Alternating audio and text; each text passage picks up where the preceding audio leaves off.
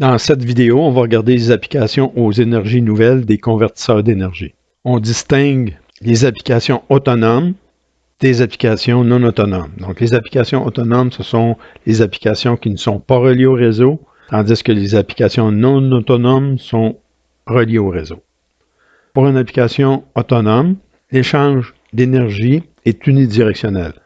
Donc, l'énergie provient soit d'une éolienne ou de panneaux solaires pour charger une pile d'accumulateurs. Et ensuite, on a un convertisseur pour élever la tension de façon à ce qu'elle soit suffisante pour obtenir une tension alternative pour faire fonctionner les appareils fonctionnant habituellement sur le réseau.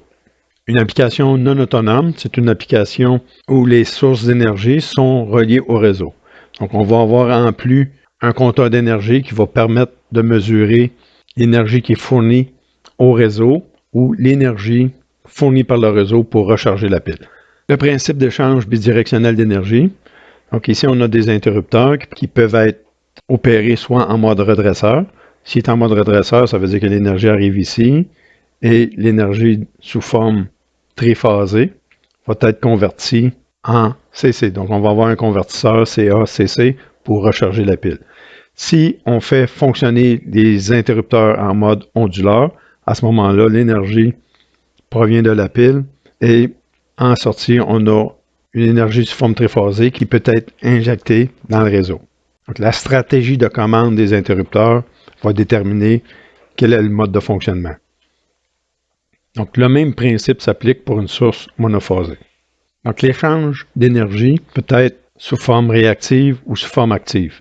Si on regarde sous forme active, c'est que le courant qui va être fourni dans le réseau, s'il est en phase avec la tension du réseau, à ce moment-là, on va fournir de l'énergie dans le réseau. Si le courant est hors phase avec la tension du réseau, à ce moment-là, on va soutirer du réseau de l'énergie. Si le courant est en avance sur la tension, à ce moment-là, on va soutirer des VAR. Et si le courant est en arrière par rapport à la tension du réseau, on va fournir des VAR.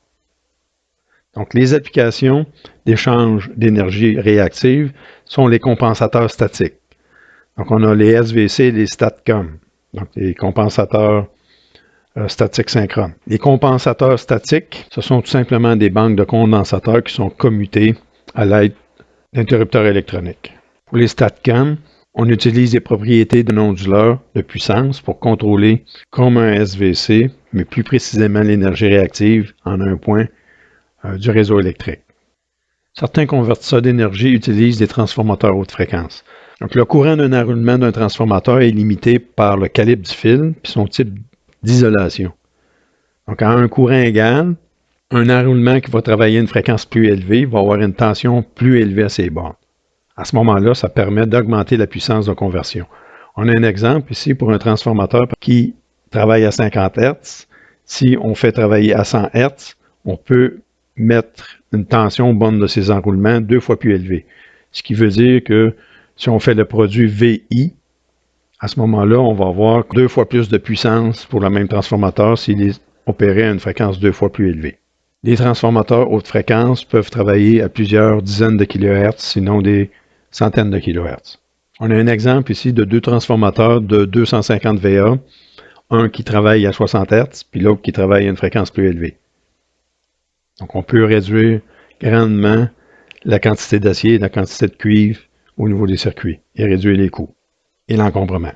Et un autre exemple ici, c'est un bloc d'alimentation d'1 kW pour ordinateur. Donc, comme exercice, vous pouvez toujours, et on voit ici la grosseur du transformateur, vous pouvez toujours comparer les coûts pour un bloc d'alimentation de type Switching Power Supply, puis un bloc d'alimentation opérant avec un transformateur d'1 kVA à 60 Hz. On utilise les transformateurs haute fréquence dans les convertisseurs CC-CC et dans les alimentations à découpage ou les Switching Power Supply. Dans un convertisseur CC-CC, on a en entrée une source de tension continue qui provient d'une pile d'accumulateurs qui peut être rechargée à partir de panneaux solaires ou d'éoliennes. Et ici, on a un onduleur. L'onduleur va générer une haute fréquence et le transformateur peut élever cette tension-là, qu'on va ensuite redresser et filtrer pour obtenir une tension CC à la sortie. Donc, on peut rajouter un circuit de contrôle qui va comparer la tension de sortie avec une consigne et à partir de là, on va être capable de contrôler l'onduleur de façon à réguler la tension de sortie. Dans une alimentation à découpage, on a le même bloc. Ce qui se rajoute, on a un convertisseur CA-CC. Donc, la source d'alimentation, au lieu d'être une source CC, c'est une source CA. C'est une source alternative. Donc, à ce moment-là, on fait tout simplement redresser la tension d'alimentation et la filtrer pour obtenir une tension DC. Ici, on a un exemple de circuit push-pull à fréquence élevée. Donc, au lieu d'avoir un onduleur au primaire du transformateur, on peut avoir tout simplement deux hacheurs qui vont nous permettre un flux alternatif dans le transformateur. Donc, lorsque Q1 commute, donc la tension DC passe dans l'enroulement ici, passe par Q1. Et la demi-période suivante, c'est Q2 qui va être amorcé, donc le courant va passer dans l'autre sens dans le transformateur. On voit en sortie le pont redresseur ainsi que le filtre pour obtenir une tension continue à la sortie filtrée. On voit que les transistors Q1 et Q2 ne conduisent pas en même temps et que le rapport cyclique est d'environ 33%. Donc, on ne veut pas avoir un rapport cyclique trop grand, on ne veut pas que les deux transistors conduisent en même temps. Nous avons les formes d'ondes de contrôle et des courants dans les transistors, ainsi que dans le transformateur. On indique ici que les diodes D1 et D2 servent de diodes de roue libre lors d'ouverture des transistors. Maintenant, je vais parler de conversion d'énergie lumineuse en énergie électrique. Une jonction NP, donc on a une couche de N, une couche de P, qui est soumise à la lumière, va produire un courant électrique. Donc on va nommer cet effet-là l'effet photovoltaïque. On nomme le dispositif une cellule photovoltaïque ou bien une photopile. Donc on a les symboles ici de la photopile, donc on a une pile. On a un autre symbole aussi qui est utilisé. La lumière rentre vers le dispositif, contrairement à une diode qui émet de la lumière où les flèches sortent du dispositif. Le modèle électrique, ça se trouve être une source de courant qui va dépendre de l'intensité de la lumière. Et à ces bornes, la tension est toujours inférieure à 0,7 volts, la tension de conduction d'une diode. Donc en temps normal, s'il n'y a rien de connecté aux bornes, si on est en circuit ouvert, la source de courant va débuter en l'intérieur ici. On va voir la tension en circuit ouvert, de l'ordre de 0,6, 0,7 volts. Donc l'intensité du courant va dépendre de la lumière reçue, ainsi que les dimensions de la cellule et de son procédé de fabrication. On agence les cellules photoélectriques en modules. Donc ici, on a un assemblage qui représente un module. Donc si on en met plusieurs en série, la tension aux bornes, c'est la tension d'une cellule fois le nombre de cellules. Par exemple, ici, si on met 4 cellules, donc on a 4 fois 0,6, on a 36 cellules, on a 36 fois 0,6. Le courant est le même dans toutes les cellules et la tension, c'est le produit de la tension d'une cellule fois le nombre de cellules. Donc ça ici, bien sûr, à cet endroit ici, ça se trouve être la tension en circuit ouvert. Au fur et à mesure qu'on va mettre une charge dedans, la tension va diminuer et lorsque on fait un court-circuit aux bandes de la cellule, on obtient le courant de court-circuit et une tension de 0 aux bandes de la cellule. Pour obtenir le maximum de puissance d'un module ou d'un panneau ou même d'une cellule, si on ne met aucune charge aux bandes de la cellule et qu'elle est éclairée, on va obtenir la tension en circuit ouvert. À ce moment-là, dans la charge, vu qu'il y a une résistance infinie, il n'y a pas de courant et la puissance va être de 0. Même chose si on court-circuite ici. Donc la tension à ces bandes va être de 0 et on va avoir le courant maximum. Donc le produit va donner encore une fois 0. Et entre ça, si on change la valeur de la résistance ou de la charge, on va s'apercevoir qu'on suit une certaine courbe et qu'à un certain moment donné, on a le point maximum de puissance. Donc si on opère au point maximum de puissance, on va obtenir la puissance maximale dans la charge. Si on regarde la courbe de courant-tension en fonction de l'illumination, on voit que le courant disponible pour la cellule est fonction de l'illumination. Il existe une condition de test normalisée afin de comparer des modules entre eux.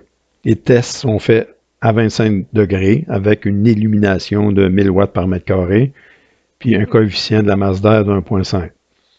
Donc à ce moment-là, l'efficacité est fonction, bien sûr, du point maximum de puissance sur l'irradiance fois la surface. On a un exemple ici. On dit qu'une efficacité de 20% correspond présentement à des panneaux très performants. En général, c'est plus de l'ordre de 10%.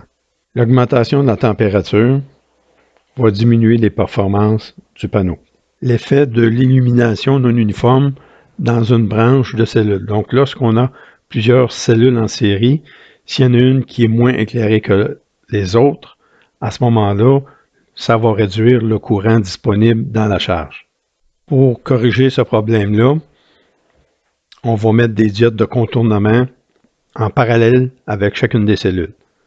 Ici, on a un exemple de cellules en série, uniformément éclairées, produisant 3,3 ampères avec une tension de 65 volts. Si il y a une cellule qui est ombragée, à ce moment-là, le courant disponible va être réduit à 2,2 ampères.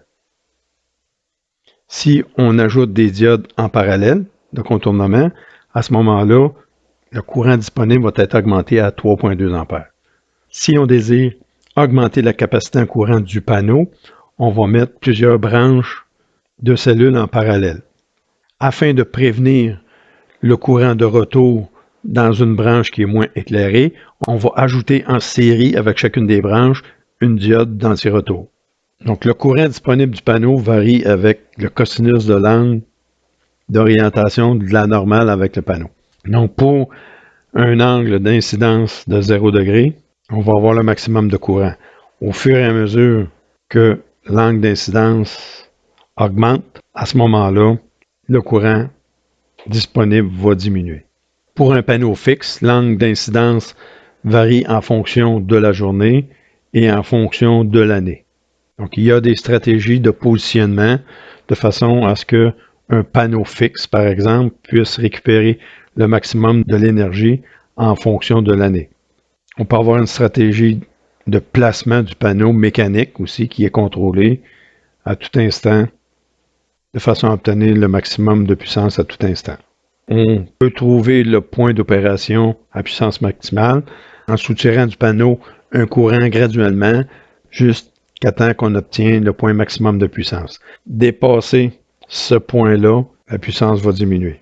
Par la suite, on peut avoir une stratégie de commande en fonction de l'éclairement pour s'assurer que le système opère au point maximum en oscillant alentour du point trouvé.